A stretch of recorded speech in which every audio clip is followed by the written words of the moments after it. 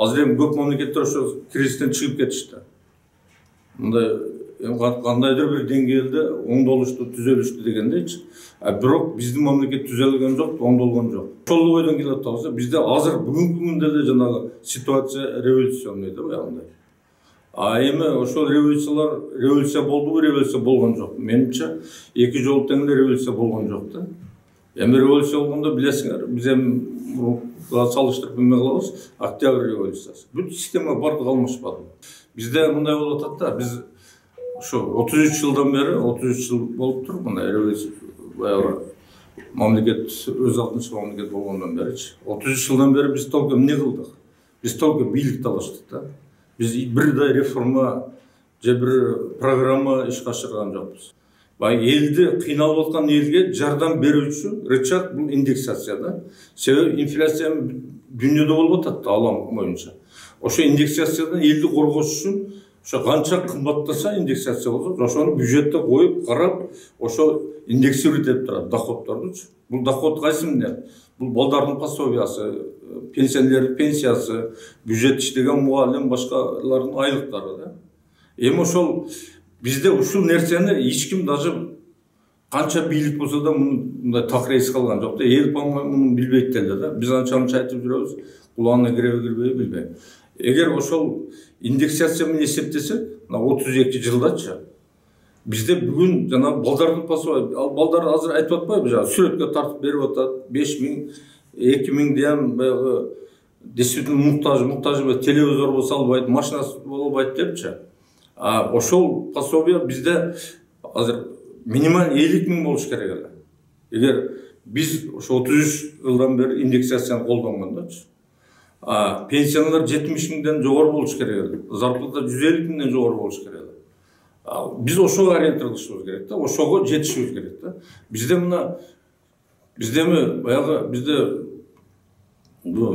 канчалык деңгээлде мындай мыйзамдар иштебегенден, баягы мыйзамды түшүнгөн деле адам калбады азырчы. Айтсаң, как будто баягы бир жок нерсени айтып аткандай эле. Мен эми ушу мыйзамдын ичиндеги нерселерди айтып атам. Эгер биз ушу мыйзам менен эле кеткенибизде, мыйзамды ушу баягы мыйзам эми буквасы менен иштейт. Бир мыйзамды бир тамгасын бияка буруп койсо башка жакка кетип калат. Мен ошондой фактылар да бар. Бирок өкмөт башчысы Акылбек Жапаров эми бюджетте акча жок болсо өлүп кетели дебеди. Бул кандай болот? Эми ол өлүп кетем дегендер иштебеш керек да. Ал жерде жасайм, ушу мамлекеттин өлкөнүн мына конституцияда талаптарды аткарам дегендер келиш керек да. Эми ушу зекеттин деңгээлиндеги бюджет топтогон мамлекетте кантип мамлекет деп айтасың?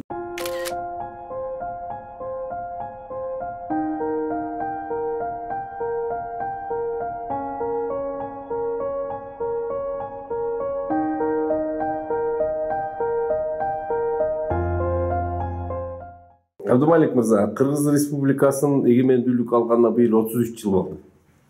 Эми айтыңызчы, 33 жылдын ичинде Кыргыз мамлекетинде кандай ийгиликтерге жетише алды, кандай кемчиликтер кетти? Эми ийгиликтердин биринчиси ошол мамлекет эгемендүүлүк алганында болду. Эми эгемендүү мамлекет болуш кыйын да. Бизге мындай кокустук дейбизби, мындай ситуация аябай ыңгайлуу болуп калды. Баягы союз таркап бөлүнгөндө мамлекет өзүнчө, өз алдынча мамлекет болуп калды. Өз алдынча мамлекет болгондон кийин эми дүйнөдө көп элдер бар да, бизге окшогондорчу. Аябай көп, бирок өзүнчө мамлекет боло албаганчы. Бул эң чоң ийгиликтердин бири. Анан эми ошо баягы өзүбүздүн гимнибиз бар дегендей, баягы мамлекеттин атрибуттары бардыгы бар да эми. Өзүбүздүн валюта акчабыз бар, өзүбүздүн туу байрагыбыз бар. Мамлекет болгонубуз эң чоң ийгиликтердин бири мен ушул деп эсептейм да. Анан ушу 33 жылдан бери мына сиз экономист катары мындай өсүү деңгээли боюнча кандай кемчиликтер болду? Эми биз 33 жылдан бери чындыгындачы баягы традиционный баягы мамлекеттин өзүнүн башкаруу системасы бар да. Бир башкаруу системасын, бир натыйжалуу башкаруу системасын түзө алган жокпуз да. Мына 33 жыл өттү. Ошол башкаруу системасынын бир натыйжалуу формасын түзө албагандыктан биз мамлекетте идеологияны да таппадык да. Мына 32 жыл болду, бизде идеология жок да. Эми бул идеология деген бул баягы идеялардын тутуму. Идея азыр эми аламдаштыруу мезгил болуп атат дүйнөдө. Идея азыр эми бүт дүйнө ушуну эметип атат да. Баягы аламдаштыруу деген мааниси да ошол да, баягы адамдын баалуулугун арттыруу болуп атат. Адамдын баалуулугун арттыруу үчүн эмне кылышыбыз керек? Адам жаралгандан кийин жашаш керек да. Баягы билими болуш керек, ден соолугу болуш керек, маданияты болуш керек. Эми бүт алдыңкы мамлекеттерде ошондой болуп атпайбы? Азыр бардыгы жетишип калды да. Биз ошолорду ушул идеологияны түзө алган жокпуз. Экинчиден, мамлекеттин башкаруу системасынын бүтүн натыйжалуу эффектин түзгөн жокпуз. Биз 33 жылдан бери эле жөн эле баягы көч улайт болуп эле бирин-бир улап эле келатат да. Сиз экономист катары айтсаңыз, ушу 33 жылдан бери экономикалык өсүү болдубу бизде? Өсүүсү. Бир дагы президенттин мезгилинде. Себеби бизде эми азыр өсүү дегенде илгери баягы инфляция деген жок эле. Канча өссө ошо тура берет эле. Баягы Союздун убагында билебиз, баягы инфляция мына 1 тыйындык күкүрт 1 тыйын эле да 10 жылдан кийин да 30 жылдан кийин да. Бизде бүгүн наркты көрүп атасыз, бүгүн бир айда эле 5-6%, жылда 20-25% өсүп атат да. Бул өтө туруксуздук да. Бул адамдарды аябай кыйнап койду. Бизде мына азыр жана айттым, бизде революция эмнеден чыкты депчи. Бизде именно ошо экономиканын жоктугунан революция чыгып атат. Себеби эл кыйналды, баардык нерсе. Азыр эми көп мамлекеттер ошо кризистен чыгып кетишти. Мындай кандайдыр бир деңгээлде оңдолушту, түзөлүштү дегендейчи. Бирок биздин мамлекет түзөлгөн жок, оңдолгон жок. Ошол ойдон келип атабыз. Бизде азыр бүгүнкү күндө эле жанагы ситуация революционный да баягындай. Эми ошол революция болдубу, революция болгон жок. Менимче эки жолу тең эле революция болгон жок да. Эми революция болгондо билесиңер, биз эми салыштырып эме кылабыз, октябрь революциясы. Бүт система бардыгы алмашпады. Ошо максатына жетти, ошо 70 жылда СССРде азыр ар ким андай эметет, бирок СССРдин убагында мезгилде биз азыр 10%-inde түзөлгөн жокпуз да. Система алмашпады дегенде кандай? Система алмашты дегенде эми бир форма бир андай эмес. Система ошо башкаруу системасы жыйынтыгы менен айырмаланат. Бизде президенттик, парламенттик президенттик, андан азыр супер президенттик башкаруулар болот. Кандай өзгөргөн жок? Эми бизде мындай болуп атат да. Биз ошо 33 жылдан бери, 33 жыл болуптур мындай революция баягы мамлекет өз алдынча мамлекет болгондон беричи. 33 жылдан бери биз только эмне кылдык? Биз только бийлик талаштык да. Биз бирдей реформа же бир программа ишке ашырган жокпуз. Мына ушуга чейин 5 программа кабыл алдык. 5 программа 2001 кедейликти жоюу, анан жанагы Атамбаев убагында жанагы 13-17 жылы өнүктүрүү депчи 5 өтө чоң программаларды кабыл алды. Ошол программалар 5-10% деңгээлде аткарылган жок да. Жана баягы лозунг эле бойдон болуп калды да. Себеби биринчиден биз эми любой мамлекетте, бул мамлекет капиталисттик болобу, социалисттик болобу, партия башкарабы, парламент башкарабы, президент башкарабы, бирок мамлекеттин өзүнүн системасы бар да, башкаруу системасычы. Мамлекеттин башкаруу системасы иштеш керек да. Бул мамлекеттин башкаруу системасы эмне? Ошо коюлган максатка ылайык ушу экономиканы башкарат да. Өзү мамлекет мамлекет түзгөндө ушундай экен да, баягы традиционный 3 эле задача коюлат да. Биринчи экономиканын натыйжалуулугу, экинчи баягы укук коргоо, правоохранительный системанын иштеши, акыйкаттуу институттар иштеш керек, баардык нерсе мыйзам иштеш керек дегендей. Үчүнчү ушу банк системасы да, акча саясаты иштеш керек. Ушул 3 нерсе болсо, бизде ушул 3 нерсеге эч ким маани берген жок да. Биз 32 жылдан бери действительно бийлик эле талашабыз да. Бийликке келишет, даже менин баңымда бийликке келгендерде бир мындай өнүктүрөбүз, башка мындай программа деле жок да. Только бийликке келебиз, биз келсек жакшы болот дейт да. Келгенде эле жакшы болбойт. Себеби бийликке келгенде мен ойлойм даярданып келиш керек да. Баягы программасы болуш керек. Бизде ушу жана идеянын эле жоктугу болуп атат да. Адамдар бизде азыр саясатчылар 32 жылдан бери саясатчыларды ээрчип жүрөбүз да. O саясатчының не емесі бар, емес еткеніміз жоқ та. Бізде қачан идеяны ерчігенімізде, идеяға қосылғанымызда, елді бөлінсе да идеяға болса, біреусі мұндай қылып өндіреді, біреусі мұндай қылып өндіреді. Бізде ошондай идеяны ерчу абсолютно жоқ болып қалды. Ошонун арқасынан мамлекет аябай қиналды азыр. Мына бізде билим берүү системасы вообще жоқ деп койсо да болот да. Азыр эми бизде келгенде бийлик эмете берет. Биз мурункулардан жакшы иштедик, мурункулар некесе эле, мурункудан мындай эмес деп. Бизге мындай жыйынтык керек да. Мындай фактически реальный көтөрүлүш керек да. Биз онун көтөрүлдүк, 1,5 эсе болду, 2,5 эсе болдук деген алдан кечиресиз, мана билим берүү тармагын айтып атасыз да. Бүгүнкү күндө билим берүү тармагында мугалимдердин айлык маяналары көтөрүлдү деп атат. Бул өзгөрүү эмеспи? Эми вот эмне өзгөрүү жок да. Мен себебин экенин айтып берем да. Бизде мына мамлекет болгондон кийин өзүбүздүн жанагы эмгек кодекс, мыйзамыбыз бар.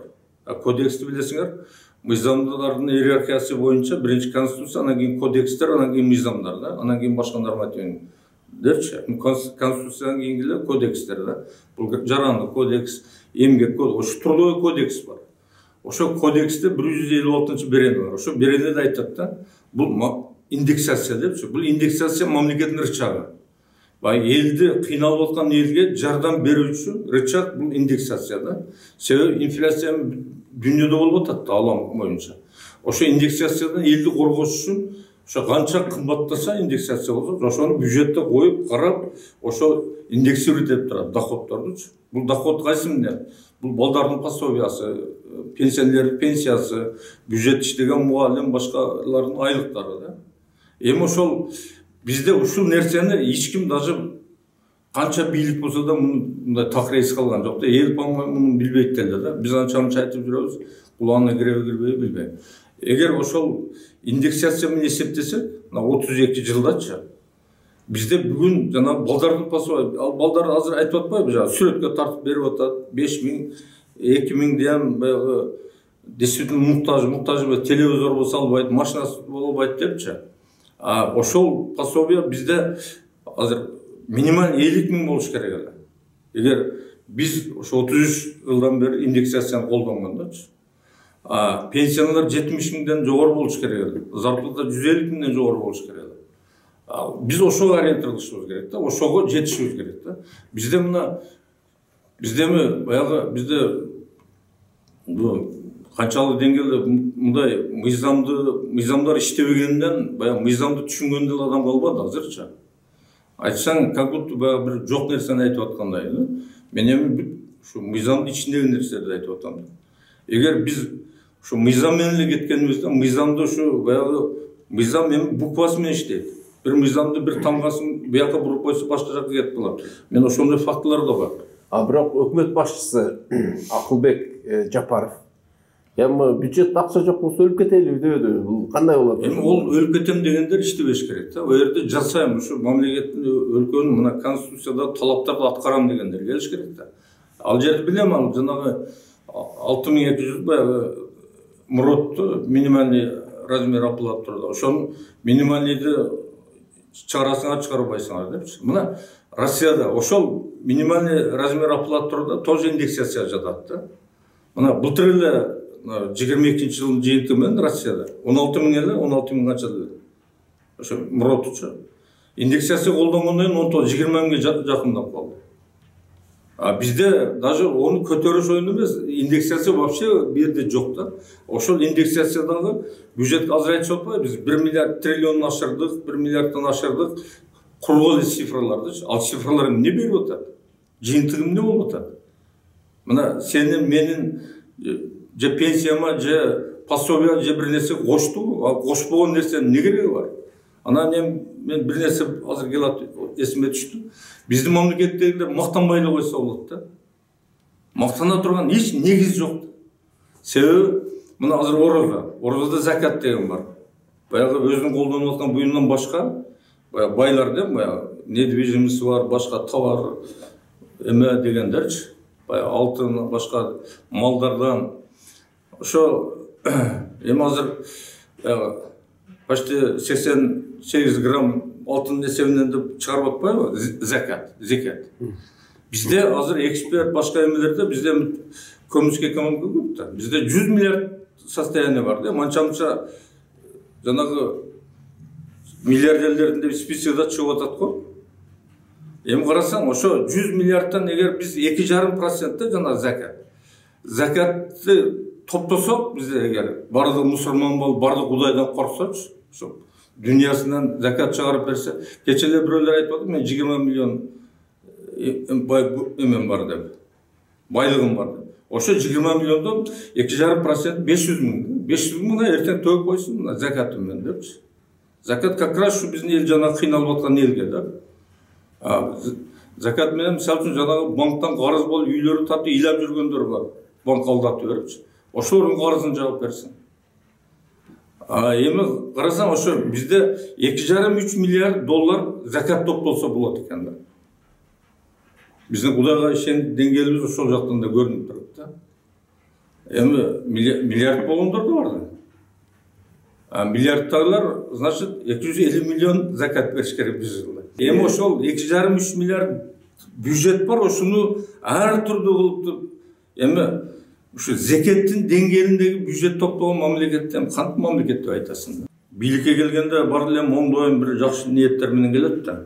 Анан бизде азыркы чейин айтып атпайбы? Келгендерди эле курчуп алат эскилер депчи. Анан бир мындай группа адамдар бар да. Булар оорулуу адамдар да, мисалы үчүн. Булар баягы жеке кызыкчылыгына ооруп калган адамдар да. Булар любой нерсени, коомдун кызыкчылыгын башканы через өзүнүн кызыкчылыгы аркылуу көрөт да. Буларды оорулуулар дейт да. Şu gelgen adamlar uşular oğrup kalıp da, andan oğrusu juğup oğrup kalıp atat da. Oşentip prezidentler bardı getip atat. Oşon üçün bular raz özü zadatça koyup geldi. Oşo meseleni çeçe turgan, jana ölüp kala turganlar demez. Çeçem degen adamlar kap geliş gerek da. Ошондо революциянын негизги максаты ошол кадр маселелери алмашпагандыктан бийлик башына эле президенттер алмашып, калган кадр алмашпагандан кайра бизде революция болуп атабы? Эми экономика оңдол болсо боло берет да. Бүгүн деле революцион ситуация болуп атпайбы. Азыр деле эл наразы башка. Бизде ушул 33 жылдан бери бир элдин настроениясы өзгөргөн жок да. Келген бийлик эми ладно, 2 жыл, 1 жыл дейт. Биздин азыр биз концепция жазганбыз былтыр. Ошо бийликтер өздөрү айтып жазып бергенбиз, анан кийин что-то буларга эме болбой калды. Эгер ошондо 2 айда чыгарса болмок да. Бүгүнкү күндө мана соц тармактарда азыркы бийликтин иштеп атканы аябай жакшы деген пикирлер айтылып атпайбы? Сиз мен аябай айтышып атат. Каяктан эмелер бизде ошондой сөз болуп калды, болуп көрбөгөнү болуп атат деп. Эми баягы бүткүл дүйнөлүк ушу башкаруу системасы боюнча рейтинговый анализ чыгат да. Бул Семирлик банк жүргүзөт, атайын институтта. Бул дүйнө боюнча 200дөн ашык мамлекет болсо бардыгынын рейтингин чыгарат. Ошо акыбалы кандай депчи? Бир жылда бир жолу. Бир жылда бир жолу. Мына мисалы үчүн азыр 23-жылды кийинки жылдын сентябрында жарыялайт. 23-ндө. 22-жылдыгын бул өткөн сентябрда жарыялады. Мен ошол анализди постоянно бул 96-жылдан бери жүрөт да. 96-жылдан бери жүрөт. Бул орточо показатель бизде 152 местода да. 96-жылдан бери өскөндө жок. 96 менен 13-тө средний показатель, мен даже эме алып берем. Бу жерде 6 показатель менен эме кылат. Баягы өкмөттүн натыйжалуулугу, коррупциянын көзөмөлү, канчалык коррупция мындай эме, мыйзамдардын сапаты, мыйзамдардын аткарылышы депчи. Биз ошо көрсөтүктөр боюнча бир дагы биз 20 балдан ашкан эмеспиз. Эмеде 33 жылдын ичинде. 100 балдын ичинде, 30-дун ичинде. Бул деген эгер пятибалльныйда болсо, мектепте 5 балл менен окутат го. 5 балл менен болсо биз единицадан ашкан жокпуз. Анан единица, ладно, двойка. 1 менен 2 менен класстан класска көчпөгөндөй эле мамлекеттеги бир дагы адам алдыга таштай албайт да. Булар эмне деген болсо бул жерде жыйынтыгын чыгарып турбайбы? Айрыкча биздики 20-21, 22-жыл артка кеттик биз, наоборот. Барды показательдер менен. Бул эми сайтта бүт барганда бар. Мен эгер эме кылса окуп деле берем. Биз Facebook'ta жана эмелерде барын чыгарганбыз бар. Анан неге мактанабыз мен түшүнбөйм да.